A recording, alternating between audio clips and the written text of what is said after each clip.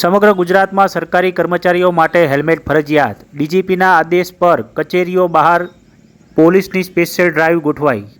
ગુજરાત હાઈકોર્ટની ઝાટકણી બાદ રાજ્યમાં તમામ સરકારી કર્મચારીઓએ ટુ વ્હીલ પર હેલ્મેટ ફરજિયાત પહેરવાનો આદેશ કરવામાં આવ્યો છે। જ્યારે આજે 11મી ફેબ્રુઆરીથી સરકારી કચેરીઓમાં તમામ કર્મચારીઓના દ્વિચક્રી વાહનો પર હેલ્મેટ ફરજિયાત કરાયા છે। હાઈકોર્ટના કડક વલણને પગલે રાજ્યમાં ડીજીપી વિકાસ સહાયે આદેશ કરતા આજથી હેલ્મેટ વગરના કર્મચારીઓને દંડ કરવામાં આવશે તેવું આદેશમાં જણાવવામાં આવ્યું છે। સરકારી કચેરીઓના ગેટ બહાર ટ્રાફિક પોલીસ તૈનાત કરાશે।